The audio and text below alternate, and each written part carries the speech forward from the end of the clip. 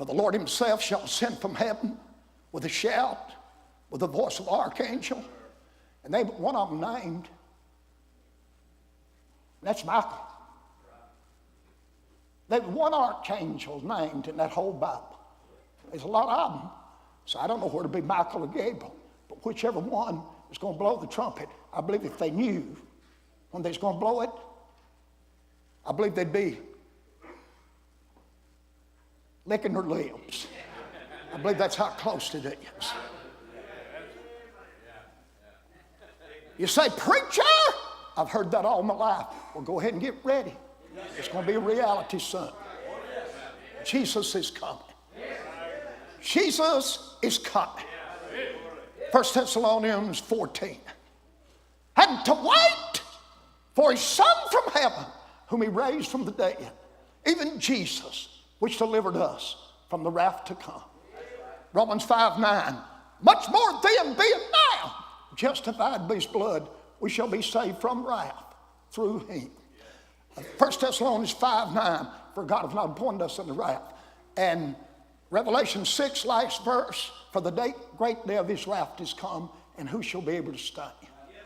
Folk, we're moving out, if you're saved, in Revelation 4. Every saved person. We're leaving in chapter 4. We're leaving.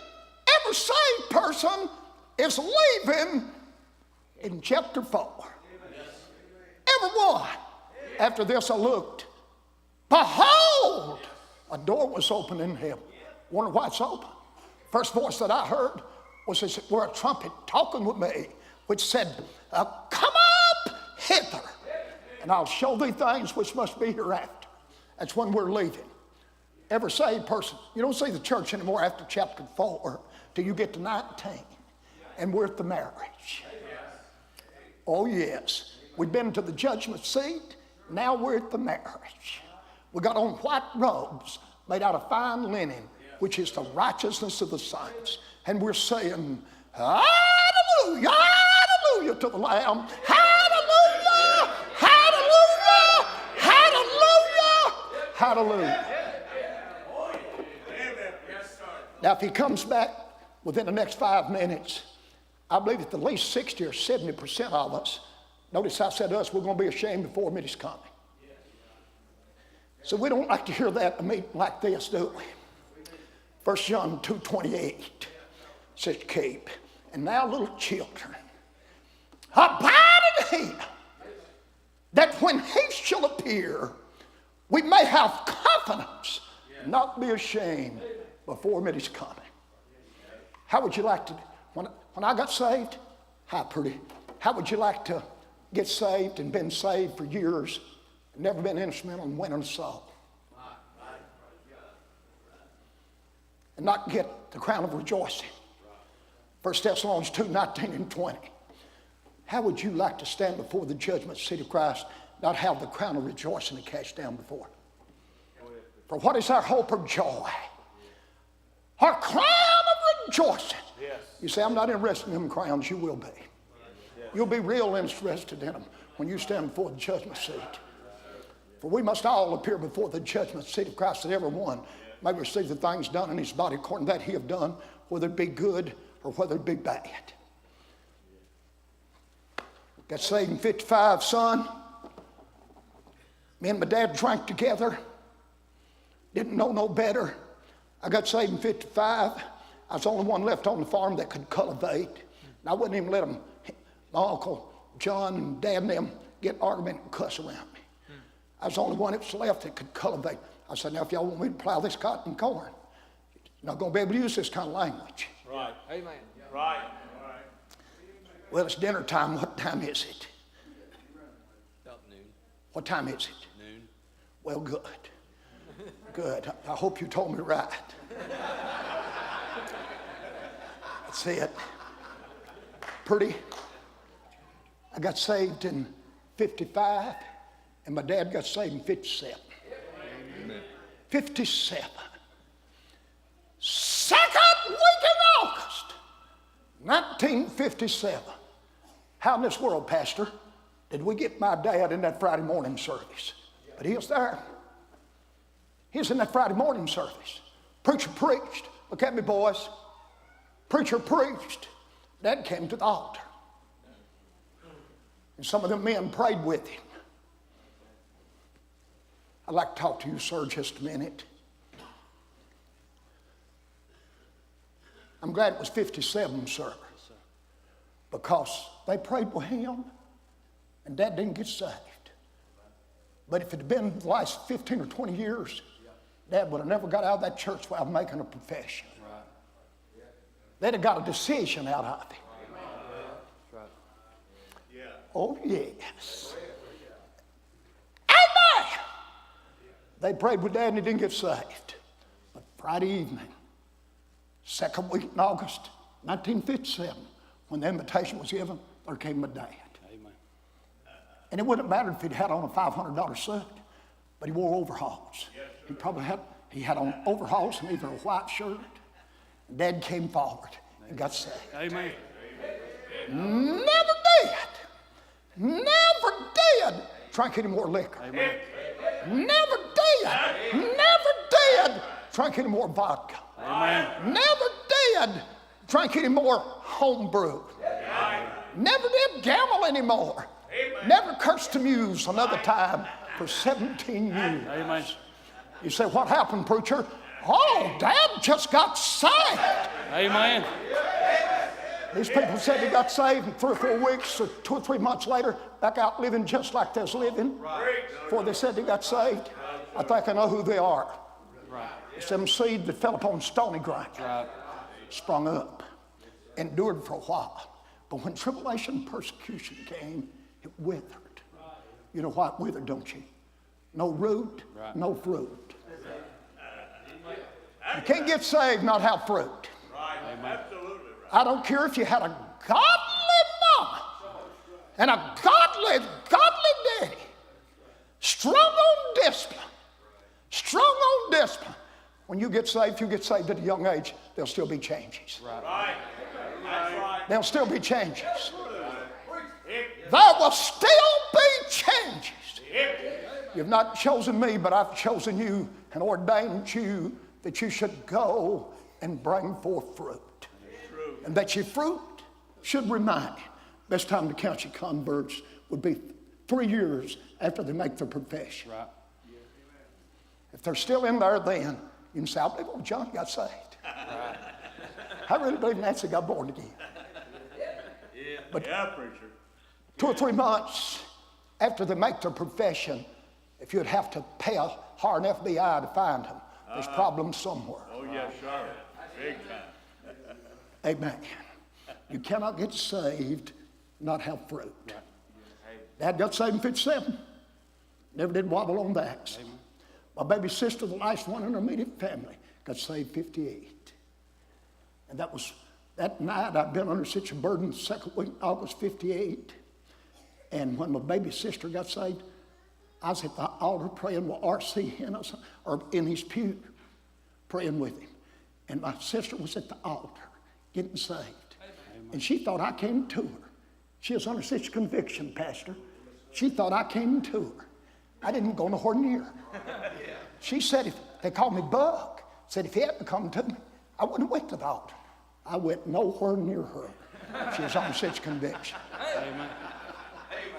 But now, as Dr. Oliver B. Green said, better watch when you come down that aisle, popping that gum and smiling. You better get some people you know and get a prayer to. That's right. To pray. That's right. Maybe fix and pull some more green fruit. You're right. That's it. 1 Thessalonians 2, 19 and 20, I'm about through. For what is our hope? Our joy? Yeah. Romans 5, 4. Yeah.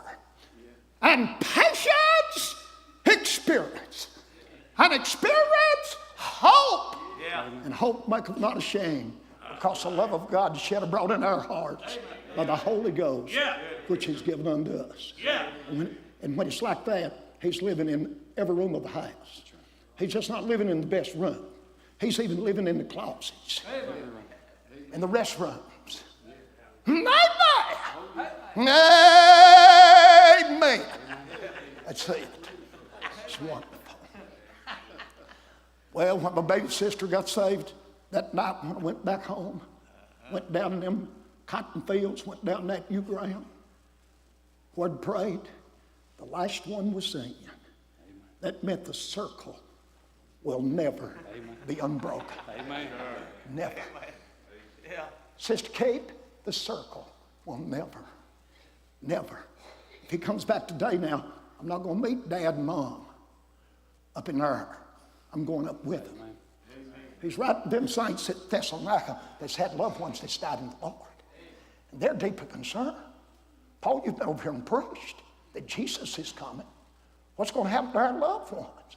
Well, he said, but would not have you to be ignorant, brethren, concerning them which are asleep, that you saw not, even as others which have no hope. For if we believe Jesus died and rose again, even so them also which are asleep in Jesus will God bring with him. For this we say unto you by the word of the Lord, that we which are alive and remain unto the coming of the Lord shall not prevent them which are asleep.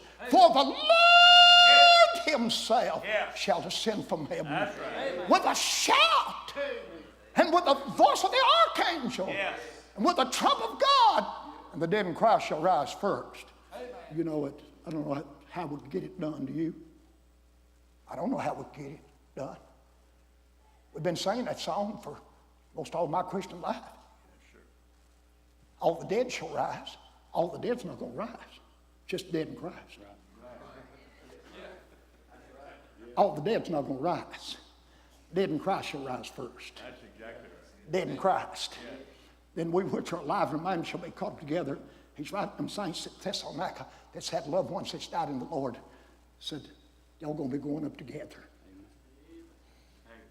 By the time their corruptible bodies puts on incorruption, our mortal bodies will help put on immortality. We're going to be caught up together. I'm not going up in there and meet them up there. We're going together. Hello, Dad. Amen. There's Mom. Well, there's my sister Nettie. Amen. There's my sister Johnny. Oh, there's Jimmy, my wife. Oh, yes. We're going to be caught up together. There's going to be a big reunion. Amen. Amen. Yes. There's going to be a reunion, friend. We're going to be caught up together with thee. So there's going to be a return, resurrection, reunion, rapture. And then there's going to be rewards. I believe I'll get that crown of rejoicing. Yes, sir. And I'd like to get that one, 2 Timothy 4:6. 2 Corinthians 4:6. How's that start out? Just give me one word's all I need. What? Yeah. No, is it 2 Corinthians? I've got to get that right.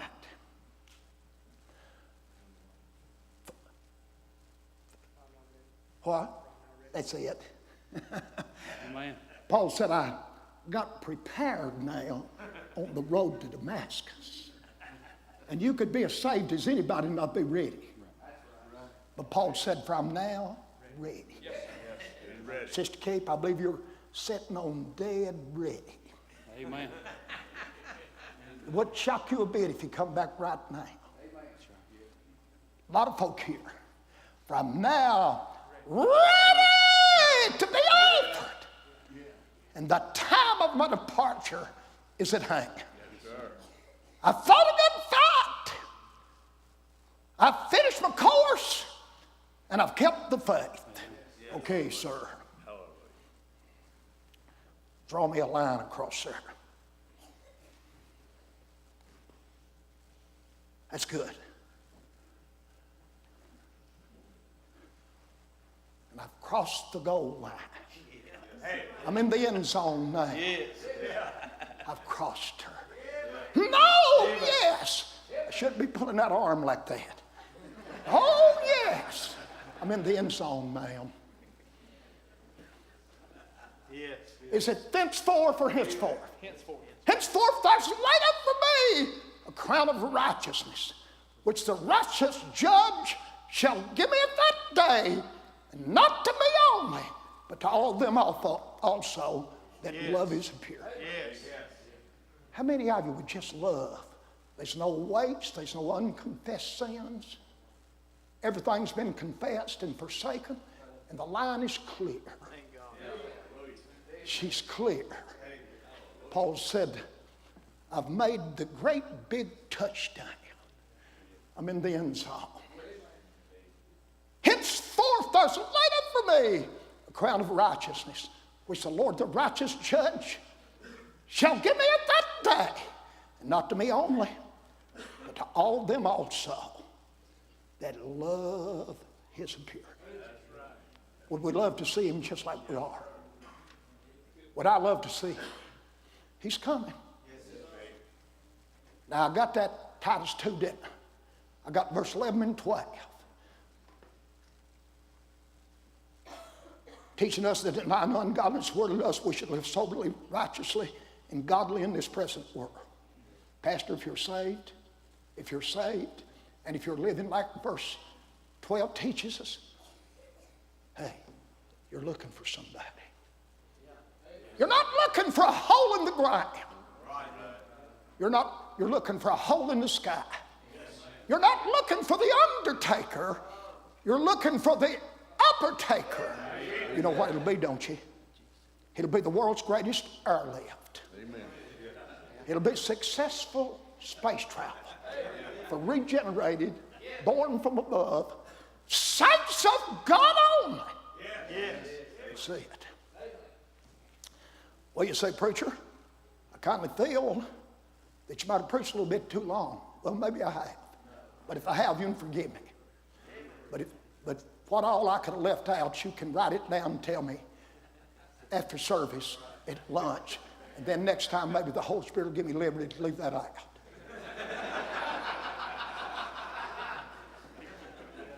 How many of you believe he's coming? How many of you believe he's coming? How many of you believe he can come back before we have lunch? Everybody that loves him, stand up and lift up your hands and tell him. Lift them high. Go ahead, girls, get them on up. Get them way up. Amen. Lift them up high. Say, bless the Lord. Bless the Lord. That's not loud enough. I can't hear good out this ear now. Say it a little louder. Bless the Lord, oh my soul, and all that's within me. Bless his holy name. Bless the Lord, oh my soul. Y'all like these padded pews? Yeah. Y'all like these fine chairs? Them's benefits. You like that transportation you came here in or on today? They're benefits. Amen. Now, I'm not trying to trap one of you. How many of you has ever been to a football game? Would you raise your hand? Raise them high now. If you've ever been to a baseball game or football game. Well, I'm going to ask you a question. Miss Alice Nix saw me at the Corinth Baptist Church. I hadn't been saved about 4 years, and I was all excited about it. She is a great Christian. She said he'll settle down after 4 or 5 years. Well, it's be 60 this year. Do you think I've settled down any? Has any of you saw anybody in a sports activity more excited about what they're doing than me? If you have, be sure and give me their name. I'm still excited. I'm still excited. Son, you girls here, every one of you said you had been to a football game. Have you ever seen anybody out there? Your high school team just won the state championship, and they're tearing down the goalpost. Boy, you talk about a jubilation. They're having it. Have you seen many more side than me? Y'all hadn't? You sure? Are y'all positive in what she's saying? God help us. Still excited. Amen. You can be seated for 1 minute. Everybody be seated for 1 minute. Close your eyes tight and don't peep around.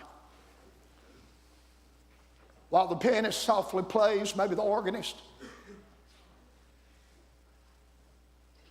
On this Monday afternoon, How many of you can raise your hand? Brother Allen, I know I'm saved. I've got the Holy Ghost living in me. I was made a new creature. I love the brethren, love the church, love the Word of God. I know I'm saved. Would you raise your hand? Don't you raise if you don't know that. It'd be easy if you'd raise your hand. Okay, you can let them down. I wonder if there's anybody here today. I don't know for sure, preacher, I'm saved. Pray for me. Would you raise your hand? That's right, young lady. I don't know for sure that my name's written in heaven. Pray for me. One other proposition. You that raised your hand said, I know I'm saved. I know my name's written in heaven. How many of you can raise your hand and say, as far as I know, there's no weights I need to lay aside. There's no unconfessed sin I need to confess and forsake. The line's clear. Would you raise your hand?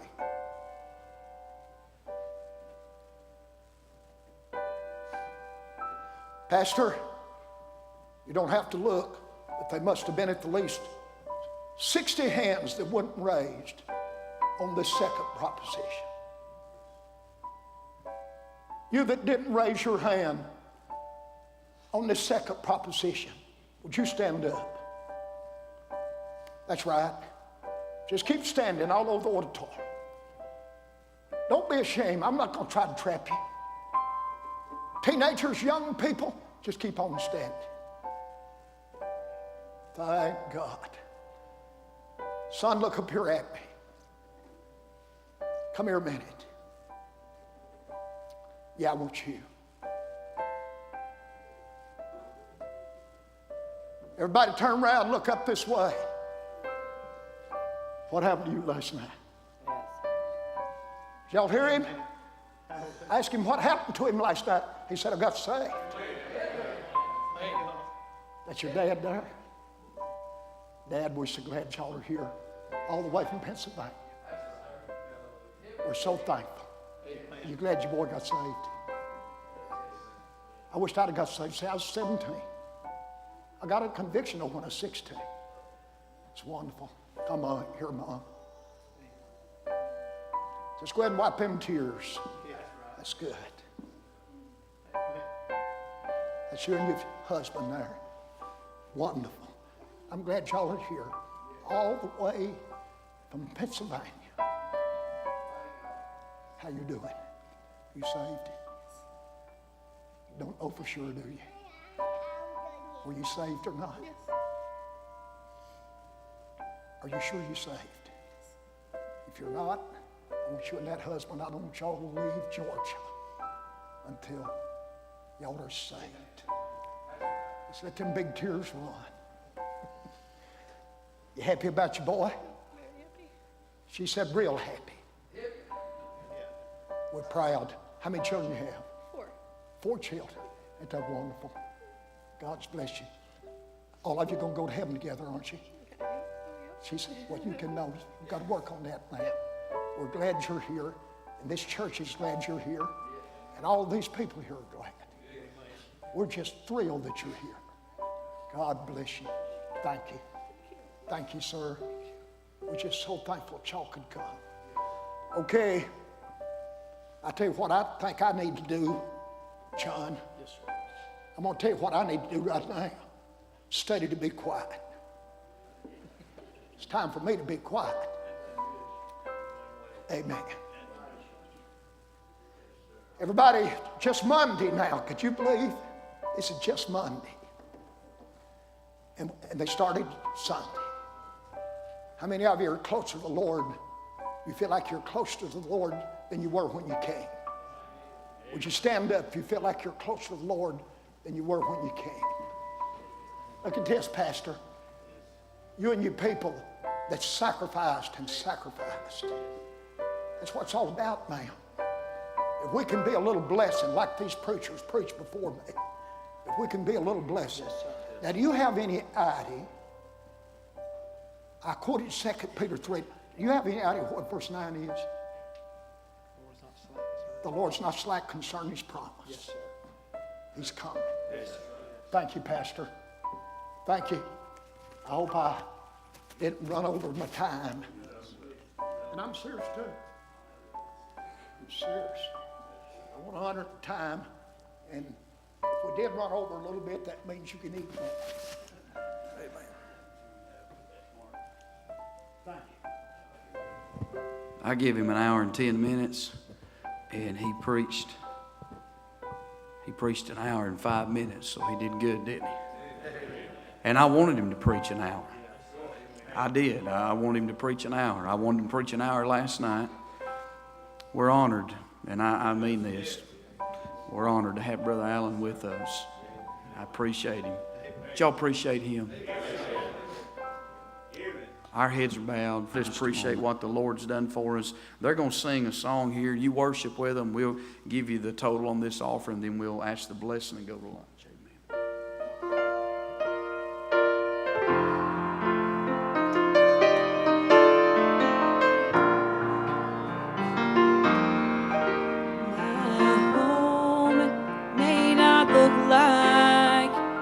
Castle, and my clothes may be lacking in style, and if you come sit at my table, a meager supply you might find. But oh, it's not what you see that makes me a king, that makes me a king. To me, I've everything, all that I need, all that our treasures unseen. Now God made this world filled with beauty, of the things we enjoy every day. But my secret to hidden possessions is to love Him and serve Him His way. But oh, it's not what you see that makes me a king, that makes me a king. To me, I've everything, all that I need, all that I need, are treasures unseen. To me, I've everything, all that I need, all that I need, are treasures unseen.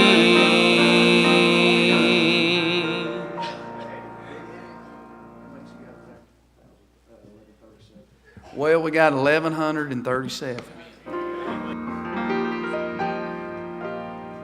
Amen.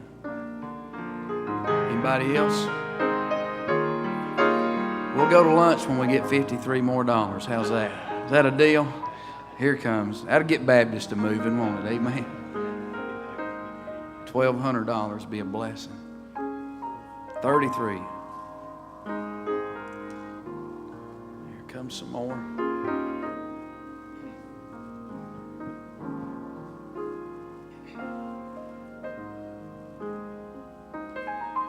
$13. How about it? Somebody dig some Walmart money out. Let's get that $13. I see women moving. All right, we're going to get it. Amen. Hallelujah. It's been a great morning, hasn't it? I appreciate the Lord. $10. Amen. $10.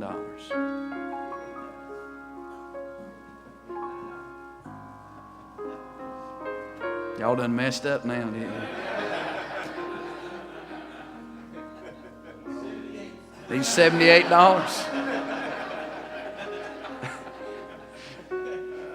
$78. I'm going to let God do what He wants to in that offering. This is His meeting, amen. His meeting. Anybody else want to give this morning? You just like to give? And I know it gets quiet when we talk about offerings, but I thank God for the opportunity to give. I mean that. And ain't a better service.